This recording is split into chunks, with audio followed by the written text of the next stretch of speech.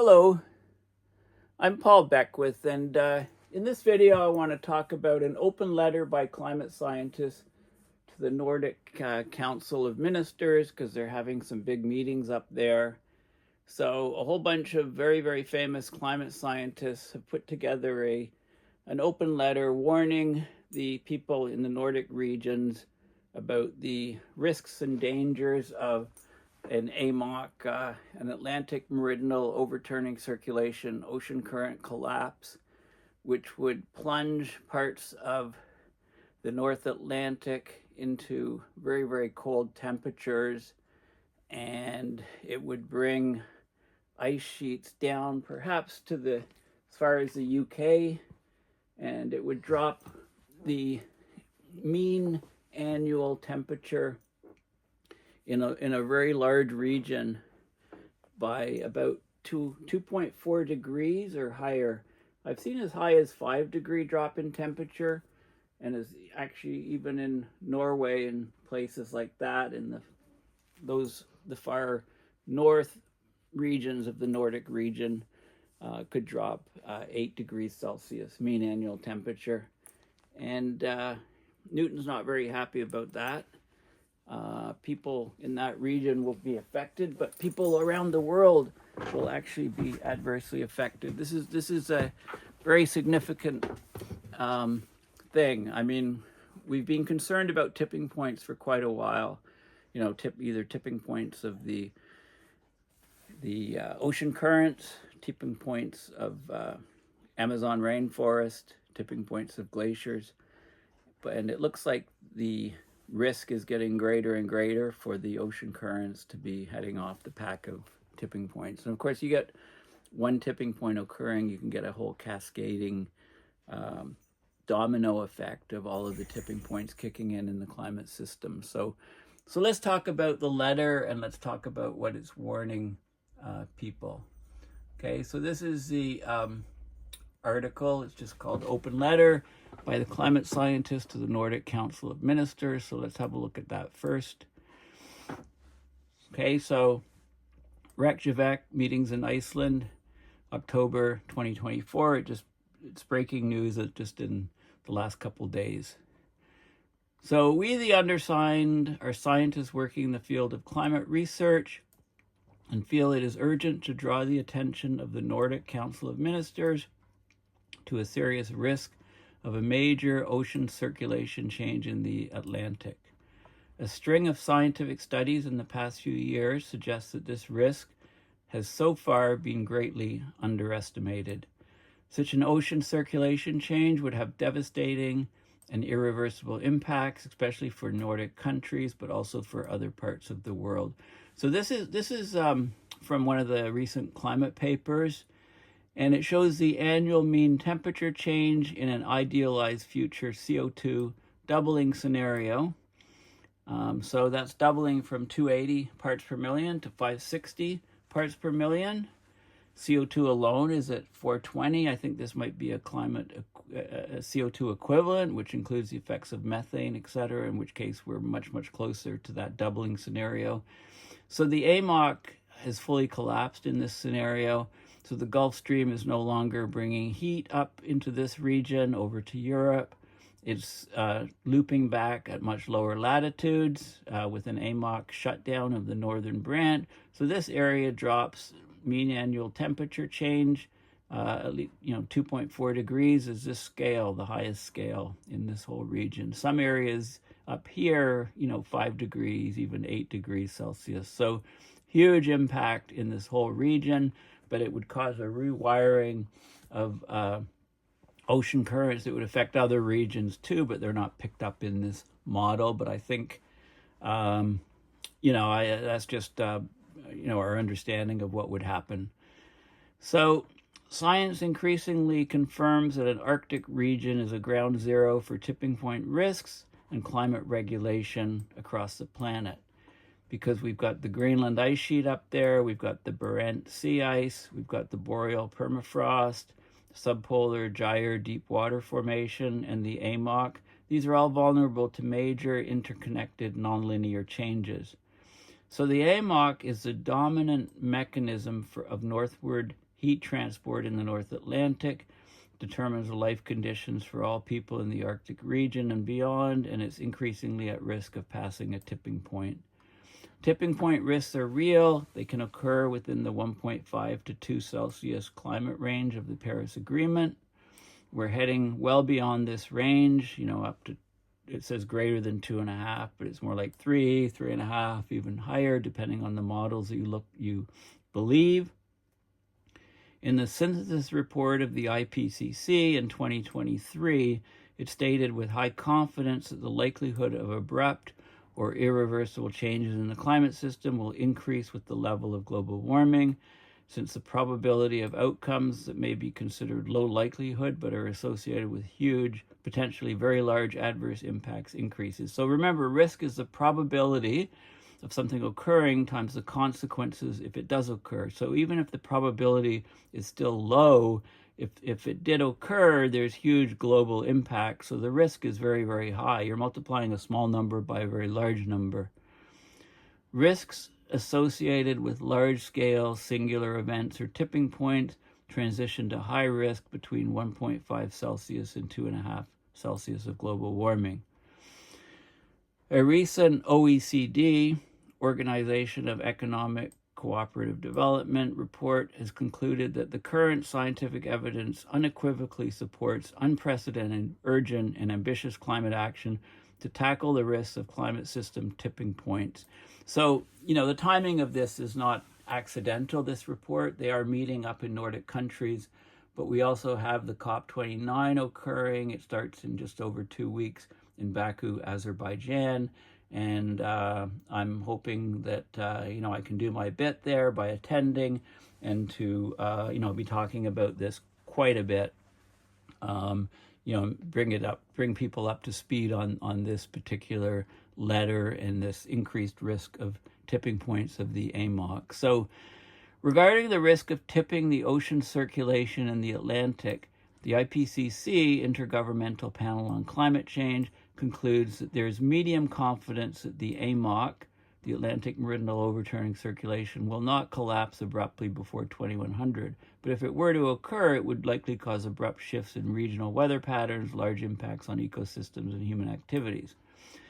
But recent research since this report came out does suggest that they've underestimated the risk, and that the passing of this tipping point, ocean tipping point, is a serious possibility already in the next few decades. Despite significant research into the possibility and mechanisms of a collapse, the probability of such an occurrence remains highly uncertain. So the purpose of this letter is to draw attention to the fact that only medium confidence in the AMOC not collapsing is not reassuring. It clearly leaves open the possibility of an AMOC collapse during this century. There's an even greater likelihood that a collapse is triggered this century, but only fully plays out in the next. So it's of critical importance that Arctic tipping points, in particular the risk of the AMOC collapse, are taken seriously in governance and policy. And of course, we've got the world's largest climate conference, COP29, starting in a couple of weeks in Baku, Azerbaijan. So we need the governance and policy and people in that conference talking about these tipping points. And this was one of the reasons why I decided just a few days ago that I should be attending this conference, to meet with loads of people working on the climate emergency that are attending, and to convey these really high risks to policymakers and governance people, etc., people at the UN. So even with a medium likelihood of occurrence, given that the outcome would be catastrophic and impacting the entire world for centuries to come, we believe more needs to be done to minimize this risk. So the impacts, particularly on Nordic countries, would be catastrophic, including major cooling in the region while surrounding regions warm. Okay, so this would be an enlargement and deepening of the cold blob that's already been developed over the subpolar Arctic Atlantic Ocean. So like that little cold blob just south of Greenland, well, this is what the cold blob will look like. It'll encapsulate the entire region, overwhelm things, overwhelm all the countries on the border, change the ocean circulation for the entire planet, and we're at very, very high risk of approaching and having that shut-off occur. Okay, so call it cold blob enlargement, cold blob deepening. There'd be unprecedented extreme weather, not just in that region, but around the planet. The impacts on weather patterns, ecosystems, and human activities warrant further study. It would potentially threaten the viability of agriculture in northwestern Europe. There'd be many, many further impacts, and I'll talk about some of those by going to the paper that actually shows this particular plot. We'll look at the rainfall effects, etc. But one of the basic effects is we get a cooling, an overall change in the balance of heat between the northern hemisphere and southern hemisphere. So the thermal mean, right, between the two shifts. We get a shift of the tropics southward, basically, with a huge cooling of the northern hemisphere regions, at least in the Atlantic. So we have a shift in the tropical rainfall belts. So where the ITCZ, Intertropical Convergence Zone, where it drops its rain now in the tropics, that will become have a much less rainfall in those regions right now. The tropical rainfall belts will shift further south, so it will inundate and flood the regions southward that don't currently get this rain, and it will cause drought in the regions and of the tropics that get that rain right now. So it will completely shift the rainfall patterns. It will reduce the oceanic carbon dioxide uptake, and thus lead to faster atmospheric increases of CO2. There'll be major additional sea level rise, especially on the American Atlantic coast, and an upheaval of marine oceans, ecosystems, fisheries, etc. So this would cause a severe climate catastrophe, and adapting to it is tough. It's not a viable option. So they're urging the Council of Nordic Ministers that are meeting now just before COP to initiate an assessment of this significant risk to the Nordic countries and to take steps to minimize this risk as much as possible. This could involve leveraging the strong international standing of the Nordic countries to increase pressure for greater urgency and priority in the global effort to reduce emissions as quickly as possible. Okay, so this is a big deal. It's going to be fun doing videos and visiting the Arctic Pavilion when I go to Baku, Azerbaijan, and seeing what the papers and what talks are about this. And, a lot of Nordic countries have presentations there. And I'm sure they'll be talking about this a lot, but will policymakers and governments around the world, as they meet in the meetings for COP29, will they actually talk about this a lot? I mean, that's the hope, and that's one of the things that I'll be trying to push forward by attending the COP. So the signatories are from, a lot of these people are very, very famous climate scientists. This is in alphabetical order. You'll recognize some of the names on here. Matthew England is a big one. These are just some of the ones that I've known about and dealt with and actually met. Tim Lenton, he's a tipping point guy. Remember the report from 2023 on global tipping points. Michael Mann's on here. Stefan Ramsdorf, of course, is one of the lead authors, and Joanne Rockstrom, these guys at the Potsdam Institute. And I did a video just on tipping points that models the tipping points, and it was basically a collaboration between Central Bank in Germany and people at the Potsdam looking at the economic costs if the ocean currents do shut off. Okay, so, and there's some good references in this paper, so I'll show you a few of them. So this is basically a big deal, okay, and this is coming out just before the COP. Expect to see a flurry of things on climate change over the next few weeks. before the COP, and during the COP, lots of new reports and stuff on climate comes out. So there's going to be a flurry of information. I'll try to cover many of those new developments in my videos that I take both preceding and during the COP. So this is a Live Science article, came out 8 hours ago. Key Atlantic current could collapse soon, impacting the entire world for centuries to come, leading climate scientists warn. So 44 of the world's leading climate scientists have called on Nordic policymakers to address the potentially imminent and devastating collapse of key Atlantic Ocean currents. So the open letter was just published on Monday, October 21st, a few days ago. Many scientists signing it, and they say that they're basically the risks of weakening ocean circulation in the Atlantic have been greatly underestimated and warrant urgent action. The currents in question are those forming the AMOC, the Atlantic Meridional Overturning Circulation, which is a giant ocean conveyor belt that includes the Gulf Stream and transports vital heat to the northern hemisphere. The AMOC is slowing down and could soon reach a tipping point due to global warming, and that would throw Earth's climate into chaos. Such an ocean circulation change would have devastating and irreversible impacts, especially for Nordic countries, but also for other parts of the world. The Nordic countries include Denmark, Iceland, Norway, Finland, and Sweden. An AMOC collapse would lead to major cooling and extreme weather in Nordic countries.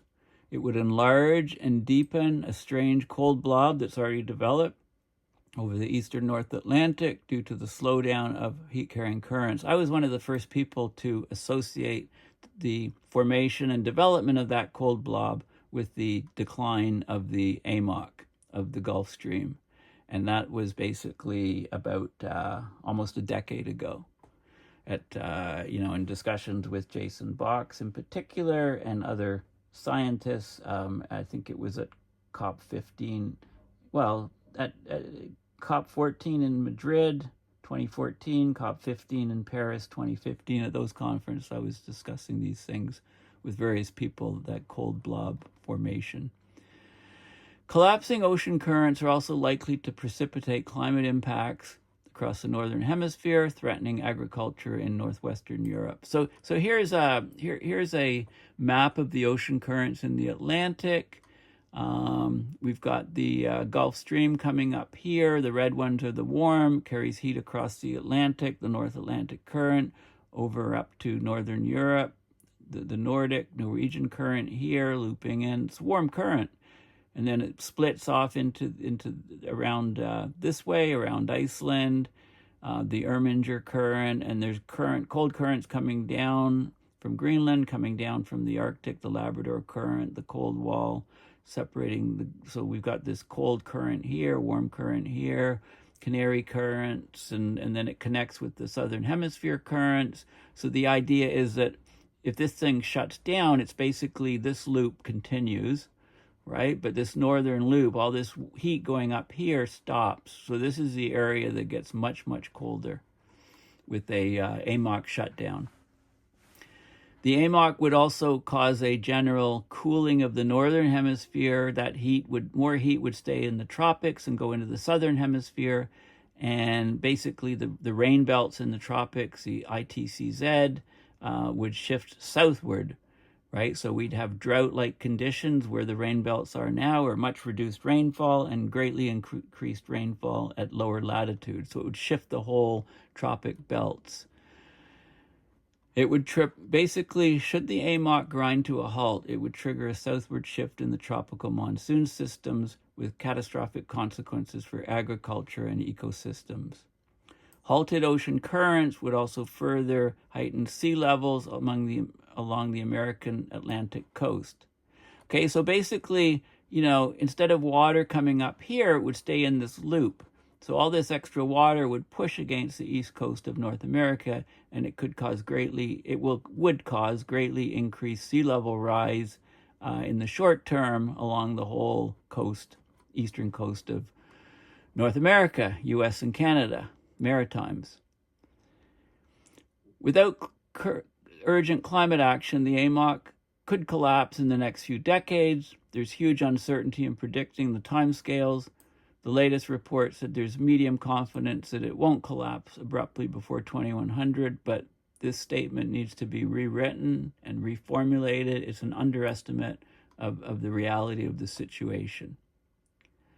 The IPCC estimate is not only imprecise, but also worrying, according to the letter. So the purpose of this letter is to draw attention to the fact that only medium confidence in the AMOC not collapsing is not reassuring, leaves open the possibility of an AMOC collapse during this century, maybe even the next few decades. Even with a medium likelihood of occurrence, given that the outcome would be catastrophic and impacting the entire world for centuries to come, we believe more needs to be done to minimize this risk. Okay, so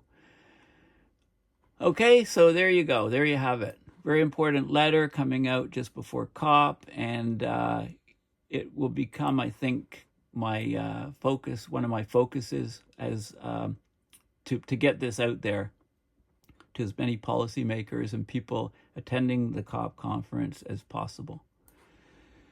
And there's a couple other, so this is a couple of the references in that article. This is a paper from a few years ago. It's from 7 years ago, basically.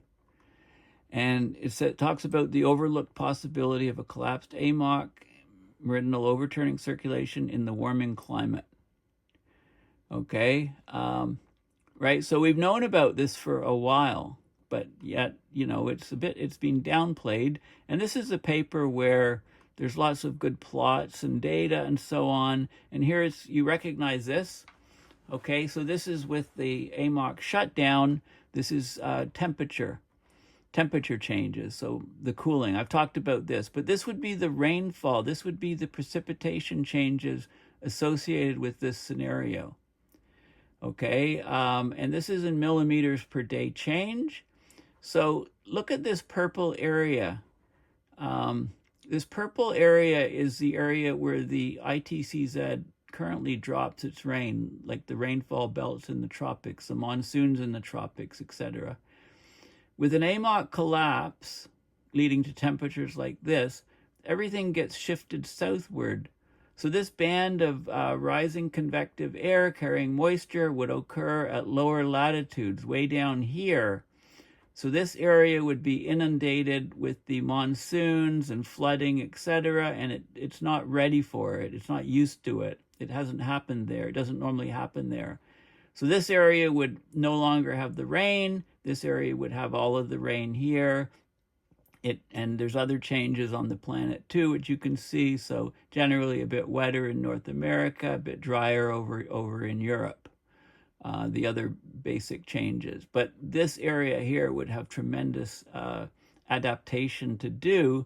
All of the food grown in this region here would have to be shifted. Crops would have to be grown down here, and it takes time for soils to develop, etc. So this would probably be a big hit to global food production with an AMOC collapse. There's huge global effects from an AMOC collapse. It's not just a North Atlantic thing. It's not just a Gulf Stream thing. Okay, the risks are very, very high and severe. And this was a paper exceeding 1.5 could trigger multiple climate tipping points. This was a paper from 2022, all about tipping points and so on. And it talks about the 9 global core tipping points. And, this is the map that explains what they're talking about. So, we're talking about the Labrador Sea subpolar gyre collapse, the AMOC collapse, okay, in this region. Well, one thing's for sure, we wouldn't have to worry so much about the Greenland ice sheet collapse for a while, because this whole region would get much cooler. We wouldn't have to worry about the Barents sea ice abrupt loss, because this area would get a lot colder. Arctic winter sea ice collapse would be arrested for a while, right? Same with the permafrost collapse. So the collapse of this system, so these things are all interrelated, right? If whatever collapses first has huge global impacts, right? So anyway, these tipping points are all tied together. It's discussed in this paper. This is behind a paywall, so I didn't have access to it. But Tim Lenton's book paper that came out in 2023, you know, it's like 500 pages. It's called the document Global Tipping Points. You know, have a look at that. It ties all these things together. If you're in the UK, it could turn as cold as Scandinavia. So why aren't they preparing for this? Nothing's certain in the casino of climate physics, but if a vital ocean current collapses, temperatures will plummet over the decades that follow, and Britain is ground zero. Well, Britain always thinks it's ground zero, center of the world. You know, Nordic is actually ground zero, but Britain is greatly affected. You can see that from the this image here. So we've got Great Britain, UK over here, right? But I mean, this whole area, the Nordic region and northern Britain is severely affected. Okay, but so what else does it say here? In the North Atlantic, just off the tip of Greenland, something strange is happening. For more than a century, almost the entire world has been warming up, but these waters have been getting colder. On a map showing the worldwide change in temperature, they form an unmissable blue blotch, or the blue blotch, the cold global warming hole, it's been called, or the blue blob amid a sea of red. Climate scientists call it the cold blob. Okay, right here. You might think that being close to it would suit Britain. As the world warms, perhaps it could keep their weather pleasantly mild, even as surrounding continents swelter in record-breaking heat. Unfortunately, the physics of climate change may not prove so forgiving. The cold blob could spell danger for Britain, putting it in the crosshairs of one of the worst disasters climate change might inflict on the planet. So there you go.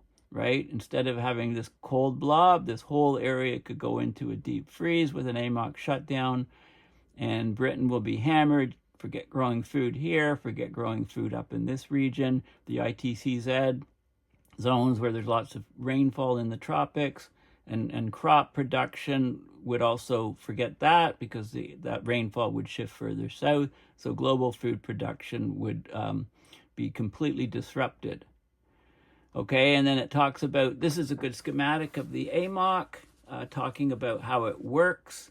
You know, we get this warm water carried up here, and then it descends to the seafloor and works its way back. And we've got this whole global circulation. So basically, chop off this loop of the warm water coming here, and this just sort of rewires at lower latitude. And of course, it's going to change the planet. You know, in the casino of climate physics, humanity might get lucky and find the AMOC keeps going even as we continue to meddle with the weather.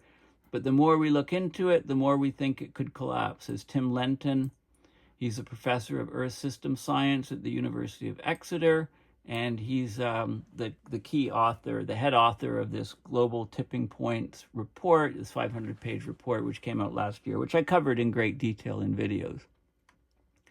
If the AMOC did collapse, it would be a planetary cataclysm.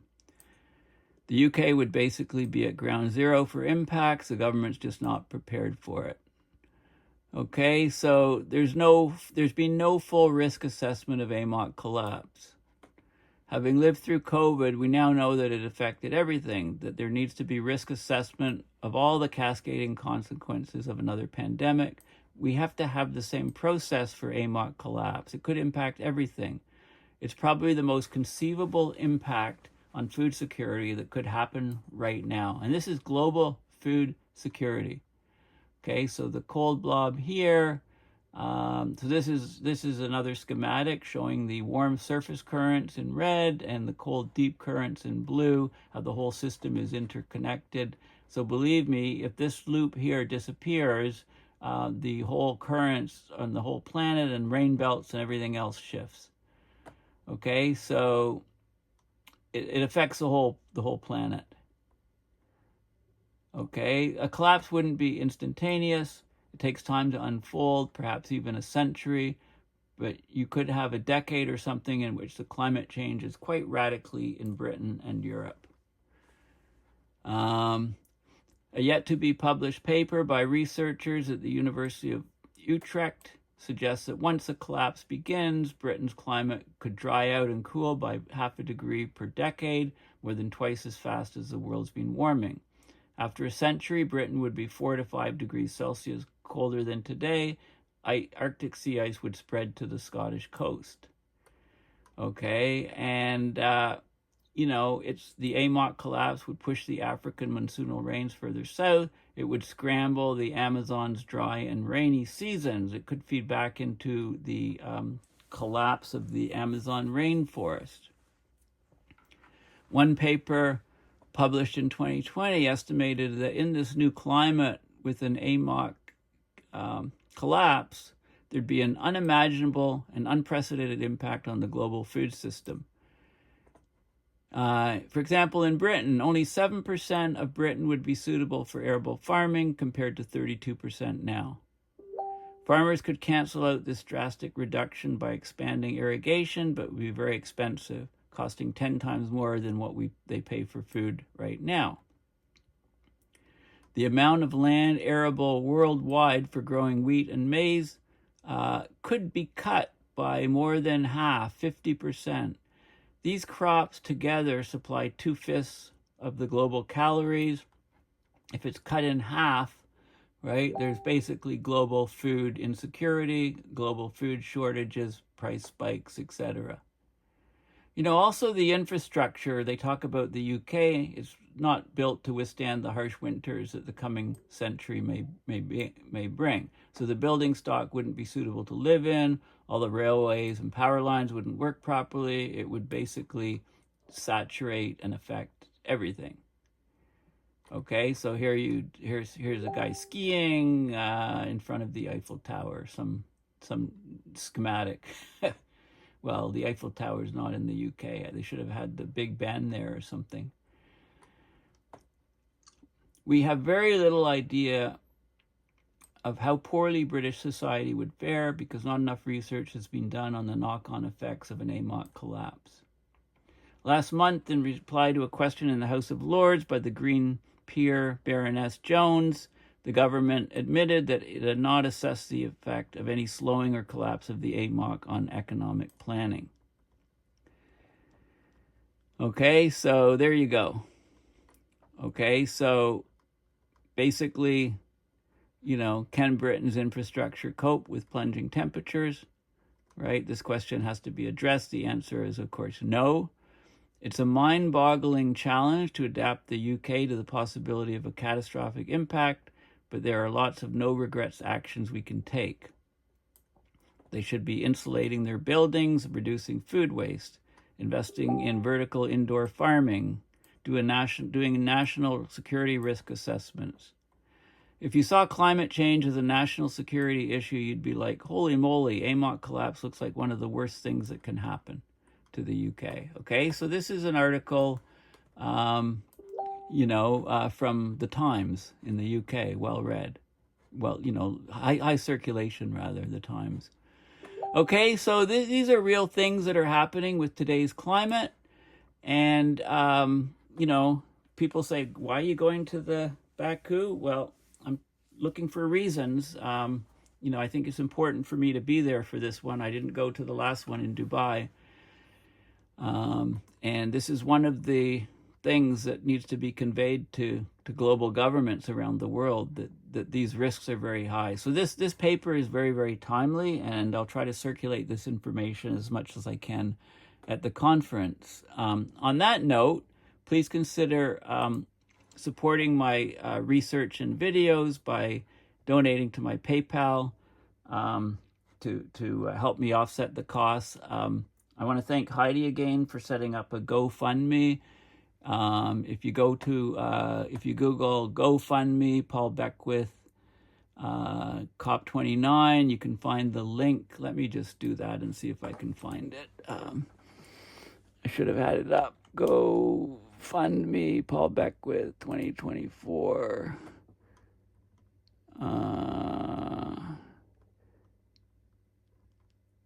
See, I can't find it right now. Let me put COP29. COP29. COP26. Why doesn't it have COP29? Okay, well, if you can't find it, you can't... This is weird. Anyway, There is a link to it right here. So let me go to that link. I'm Paul Beckwith. And let me in the last stop video, this is my last video. And I think it's right here. Here it is. Okay, so here it is. Help, and I'll put a link in this video also. So help Paul go to the UN Climate Conference, COP29. It's a GoFundMe. It explains who I am and how I'm covering travel expenses and accommodation, everything's out of pocket. You know, what I've done in the past. This was me in Madrid, Spain, and being interviewed by the CBC. It's got a breakdown of the costs, and Heidi corrected this. It said Labradoodle, Golden Doodle. she must have watched my last video. Anyway, all the information is there. If you prefer this venue for supporting my trip, then thank you.